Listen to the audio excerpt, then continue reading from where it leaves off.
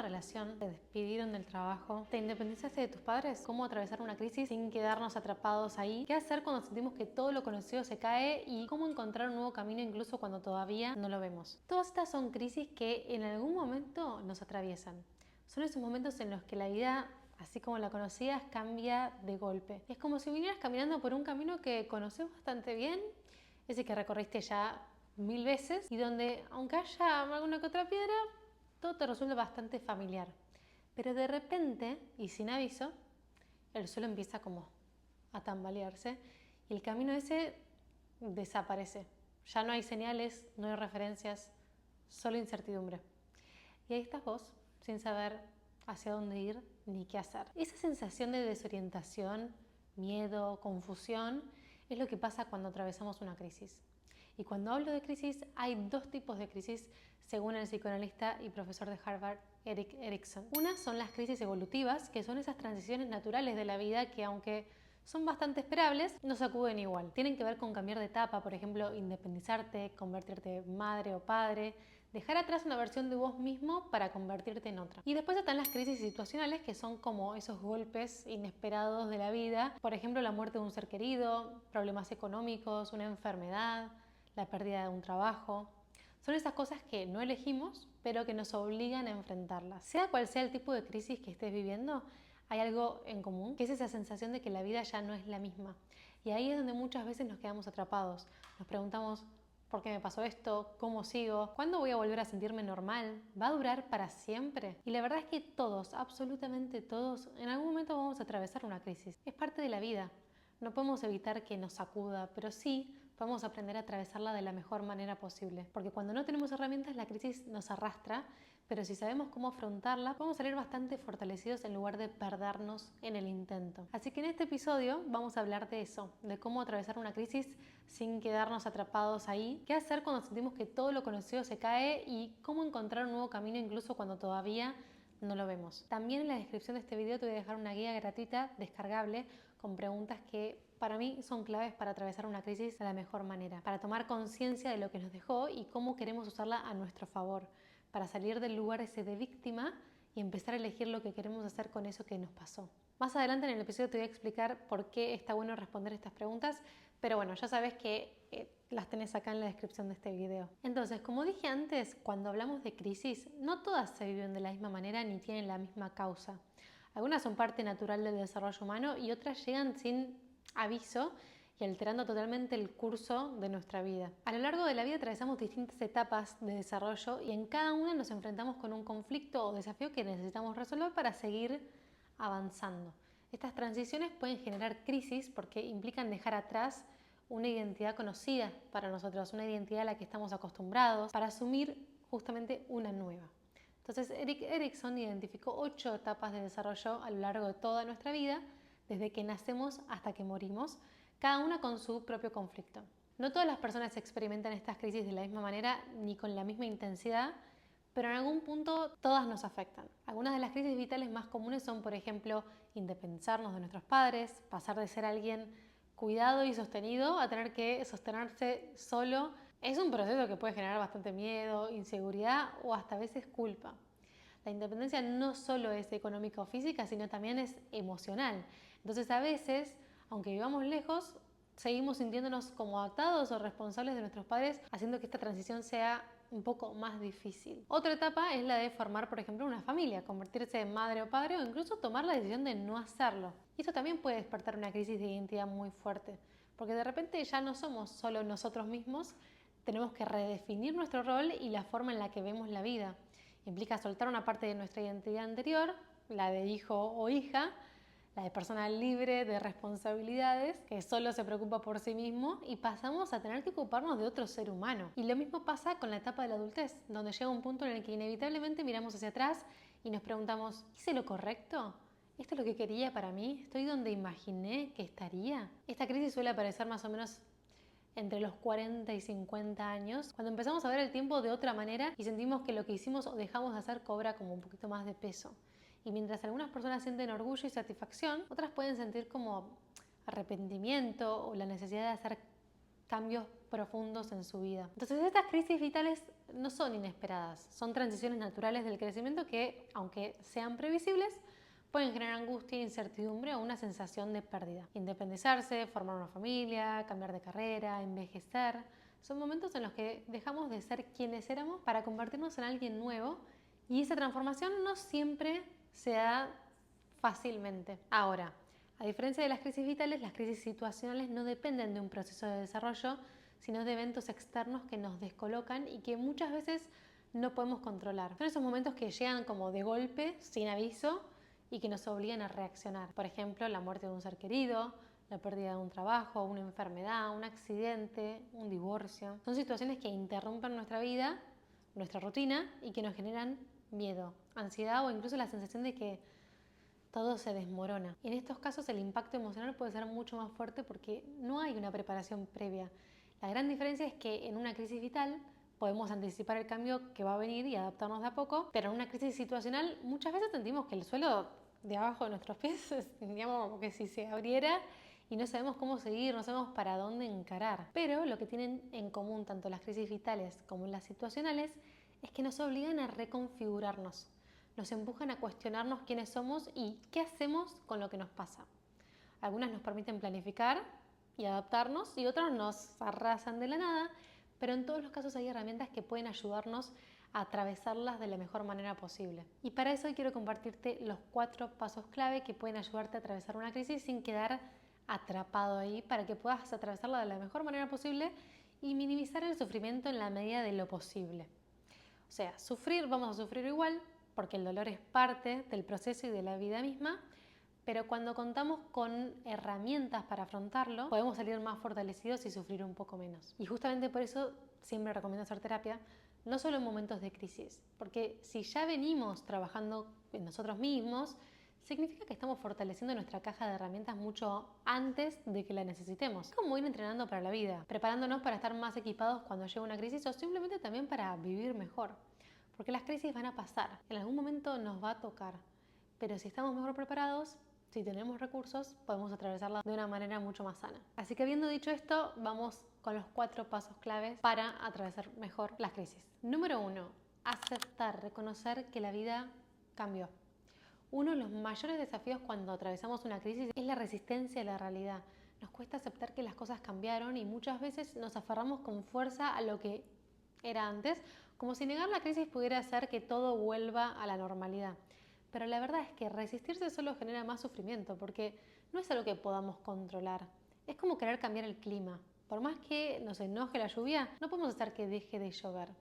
Entonces, en vez de gastar energía peleando con lo inevitable, es mejor aceptar que las cosas son como son. Y aceptar no significa que lo que pasó esté bien ni que nos tenga que gustar. No es resignarse ni forzarnos a estar bien automáticamente. Aceptar significa reconocer que la vida ya no es la misma y que, nos guste o no, necesitamos encontrar una nueva manera de vivir con eso. Pelearnos con la realidad nos desgasta innecesariamente y cuando hacemos eso, terminamos con 2 problemas en vez de 1. Primero, tenemos que desenojarnos con la vida y segundo, tenemos que atravesar la crisis en sí. Así que si podemos hacernos la vida un poquito más fácil, mejor soltar esa pelea y aceptar que esto que está pasando es nuestra realidad hoy en día. Desde ahí recién podemos empezar a ver qué hacer con eso que nos pasó. Y ojo, el enojo es parte de este proceso de aceptación.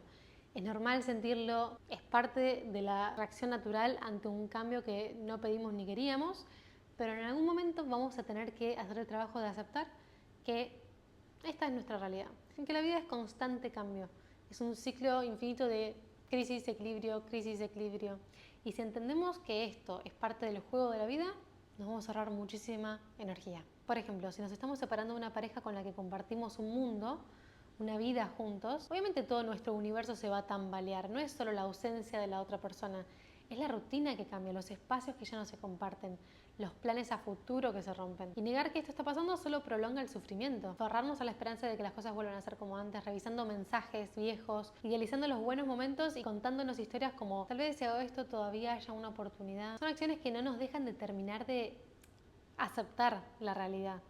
Pero la realidad es que si la relación terminó, por algo se terminó. Lo que queda ahora es decidir qué hacer con eso. Vamos a seguir atrapados en la negación, peleando con lo que ya es, o vamos a empezar a aceptar que esta es nuestra nueva realidad y encontrar una manera de reconstruirnos desde ahí. Aceptarnos significa que no duela, significa que dejamos de gastar energía en pelear con lo inevitable para poder enfocarnos en lo que sí podemos hacer. Y ahí, en ese cambio de enfoque, empieza la verdadera transformación. Paso número 2, dar espacio a nuestras emociones sin juzgarnos. En una crisis, cada persona reacciona de manera diferente. Algunos lloran sin parar, algunos se aíslan y otros sienten la necesidad de hablar con todo el mundo, y está bien. No hay una manera correcta de atravesar una crisis. Cada persona tiene su propio ritmo y la clave está en permitirse sentir lo que haya que sentir sin juzgarse. No es que hay un manual sobre cómo deberíamos reaccionar ni cuánto tiempo debería durar el proceso. Parte del proceso de sanación es justamente aceptar nuestras emociones y respetarlas. Porque si ni siquiera nosotros respetamos lo que sentimos, ¿quién lo va a hacer entonces? Ahora, permitirnos significa quedarnos atrapados en el dolor para siempre. Muchas veces existe esta creencia de que si nos permitimos llorar, nos estamos como abandonando o hundiendo más en el sufrimiento, pero la verdad es que nada que ver. Llorar no es sinónimo de debilidad. De hecho, es una herramienta de regulación natural del cuerpo y del cerebro. Desde un punto de vista neurocientífico, llorar es un mecanismo biológico que nos ayuda a procesar el estrés y a liberar la tensión. Las lágrimas, de hecho, tienen hormonas que están relacionadas con las respuestas al estrés y que son analgésicos naturales para el cuerpo. Entonces, cuando lloramos, liberamos parte de la carga emocional que acumulamos y activamos el sistema parasimpático, que nos ayuda a relajarnos después de la crisis. Y por eso, justamente, muchas veces después de llorar, sentimos como una especie de alivio, como si hubiéramos soltado algo que estaba atrapado adentro nuestro. Entonces, llorar es parte del proceso, no es un signo de estancamiento. Ahora, otro punto importante es que cuando nos sentimos tan agobiados, solemos dejar de hacer las cosas que nos hacen bien. Dejamos de hacer ejercicio, de salir, de leer, de cocinar, de hacer esas actividades que nos conectaban con nosotros mismos. Y si bien es lógico que no tengamos la misma energía ni frecuencia que antes, ahí es donde creo que es clave que entre en juego la razón. La razón y la emoción están siempre en conversación. A veces lidera una, a veces la otra, pero cuando la emoción es tan fuerte que amenaza con paralizarnos, ahí es donde vale la pena que la razón tome el liderazgo y nos ayude a sostener, aunque sea de manera mínima, esos pequeños hábitos que nos hacen bien. No tiene que ser en exceso ni igual que antes, pero trata de que en la medida de lo posible mantener ciertas rutinas básicas que la verdad pueden ayudarnos un montón. Salir a caminar, aunque sea 10 minutos, leer un poco, cocinar algo que disfrutemos, escribir, hacer respiraciones profundas, acciones chiquitas que nos ayuden a recordar que aunque hay un aspecto de nuestra vida que está generándonos mucho dolor, también hay otro que sigue en pie y que permanece, que nos da como cierta estabilidad y energía. Como un salvavidas en el medio de la tormenta. No va a hacer que la tormenta desaparezca, pero sí puede ayudarnos a sostenernos hasta que pase lo peor. Es como recordarnos que seguimos teniendo cierto control en nuestra vida, que algo de nosotros sigue estando ahí, que podemos seguir experimentando placer a pesar del dolor. Y creo que cuando hacemos esto, no solo atravesamos mejor la crisis, sino que nos damos un mensaje muy importante, que es que nos estamos cuidando, que nos estamos sosteniendo y nos estamos abrazando en medio de toda esta tormenta. Porque nos merecemos sentirnos bien, incluso en los momentos difíciles. El paso número 3 es empezar a reescribir nuestra historia sin negar lo que pasó. Si hay algo hermoso dentro de todo el caos de una crisis, es que nos da la oportunidad de transformarnos y empezar de nuevo. Aunque en el momento duele, aunque el proceso sea bastante horrible en muchos casos, hay un punto en el que la tormenta empieza a calmarse y de a poco nos damos cuenta de que podemos empezar a construir, porque el suelo empieza como a reafirmarse otra vez, ¿no? Y esta vez con una versión de nosotros mucho más fuerte y con mucho más conocimiento sobre quiénes somos y qué queremos para nuestra vida. Y esto es lo que más me gusta de las crisis. Aunque duelen un montón, siempre traen algo hermoso, que es esa oportunidad, esa posibilidad de cambiar. Nos sacan de lo conocido, nos obligan a cuestionarnos y muchas veces nos empujan a hacer ajustes que quizás de otra manera nunca nos habríamos como planteado, ¿no? Nunca hubiésemos hecho. Y sí, perder lo que era familiar puede dar bastante miedo, la verdad, pero también abre la puerta a algo nuevo. Y nos encontramos con la oportunidad de reescribir nuestra historia desde un lugar de más claridad y conocimiento de nosotros mismos. Porque a través de la crisis estamos desarrollando herramientas que nos van a hacer mucho más fuertes como personas.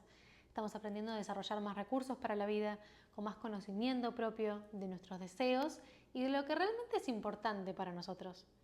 Y por eso, aunque en el momento una crisis se sienta como si fuera el fin del mundo, con el tiempo nos damos cuenta de que también puede ser el inicio de una nueva etapa más alineada con nosotros mismos. La crisis en sí no nos define, lo que nos define es lo que hacemos con ella.